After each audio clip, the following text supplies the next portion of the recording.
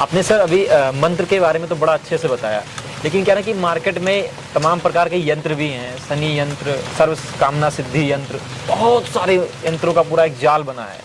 तो ये यंत्र नाम की क्या चीज़ होती है? वाकई में ये पावरफुल है? इसको कैसे बनाया जाए? वाकई में वर्क करती है या सिर्फ ये बिजनेस व्यापार ही चल रहा है? चलिए सर, मैं उसके भी बता देता हूँ। आजकल आपने जितने भी यंत्र देखे होंगे वो पीतल पे, तांबे पे, इन पे बने हुए ज़्यादा देखे हैं। पुराने समय में तांबा कितना था, पीतल कितना था, ये सब जानते हैं।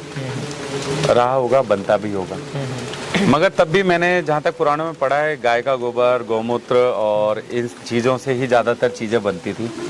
भोजपत्र आदि पे हमारे सब चीज़ें बनते थे, यंत्र और ताबीज और जो भी चीज़ें बनते थे। तो अभी तक सर ये जो मार्केट में आए हैं, अब ये श्री यंत्र जो आया है, इसके बारे में मैंने पढ़ा है सर। मैं ये नहीं बोलूँगा नहीं पढ़ा है, ये पुराणों में भी लिखा है श्री यंत्र होता है, किंतु उसका स्वरूप जो बनाया गया, अब उसमें मेरा थोड़ा सा कन्फ्यूज़न ये है कि स्फटिक का बना होता है, ये तो मैंने भी पढ़ा है, पूर्ण रूप से स्फटिक का, मगर आज वो बहुत सारी वैरायटी में बनने लगा। फिर श्री यंत्र बनाना कोई बड़ी बात नहीं है, उसको सिद्ध किसने किया है पहले, ये बड़ी बात है। तो यंत्र जब तक सिद्ध नहीं है वो कार्य नहीं करेगा। आप खुद सोचिए सर, रोड एक्सीडेंट दिन में कम से कम लाखों होते हैं, क्या उनके अंदर भगवानों की तस्वीरें नहीं है, या श्री यंत्र लगे हुए नहीं है, या दुर्घटना वाले यंत्र बने हुए नहीं लगे है? बिल्कुल लगे हुए। तो वो सिद्ध नहीं है ना सर। आपको सिद्ध करने चाहिए, सिद्ध करवाने के बाद में आप मंत्र जाप करवाइए, उसको सिद्ध करवाइए, तब आप स्थापित कीजिए। डेफिनेटली वो वर्क करते हैं सर। उसके भी मंत्र है, हर चीज के मंत्र है। तभी तो बोला है कि YouTube का ज्ञान लेने से अच्छा है पुराणों का ज्ञान लेना शुरू करें। अपने बच्चों में आदत डालिए, चाहे वो गायत्री मंत्र से ही शुरुआत करवाइए तो सही। जब वो पढ़ना शुरू करेंगे ना सर, तो अपने आप से ना मन में स्वच्छता आएगी, पॉजिटिविटी क्रिएट होगी। आधी नेगेटिविटी तो सर हमारे को घरों से ही मिल जाती है कि सुबह से जो तांडव शुरू होता है वो शुरू होता है, रात तक वो तांडव खत्म ही नहीं होता। तो नेगेटिविटी नॉर्मल है सर। आप माँ बाप पे चिल्लाते हैं, माँ बाप आप पे चिल्लाते हैं, तो सब बराबर हो जाता है। तो घर में ही बैलेंस नहीं है चीजें, तो ये तो बहुत अलग लेवल हो गया। कोई घर में किसी से खुश नहीं है और वो कहता है जी मुझे बीवी से लड़ाई है, माँ बाप से लड़ाई है, और कहता है जी मुझे सिद्धि चाहिए। कैसी सिद्धि चाहिए? आप 4 लोगों को खुश नहीं कर सके, भगवान को खुश करने चले हो यार। जीवन में एक व्यक्ति जो कुछ नहीं कर सका, वो भगवान को सीधा खुश करने चल रहा है, अपने घर के सदस्य नहीं कर पाया वो उसे।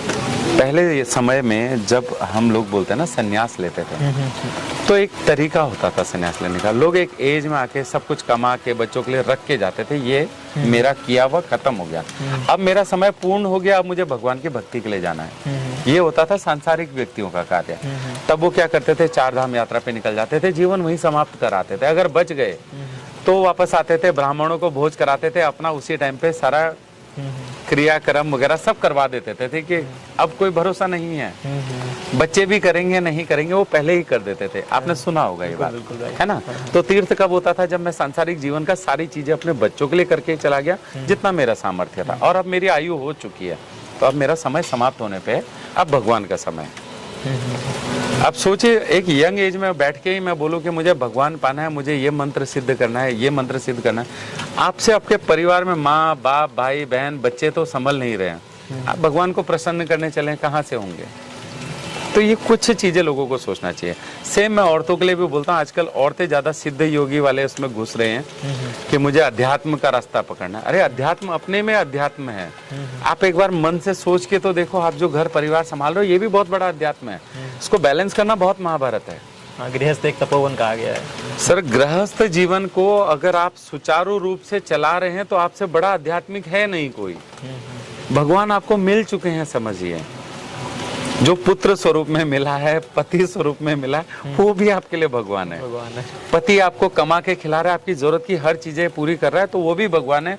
पुत्र आपको आगे के लिए आपका रास्ता बनाएगा, वो भी एक भगवान है। सास ससुर जिन्होंने आपके पति को जन्म दिया है, वो भी भगवान है। तो फिर आपने पूर्ण गृह जीवन अगर जी लिया और उसको सही रूप से सुचारू रूप से चला रहे हैं, तो भी आप बहुत बड़े तपस्वी हैं।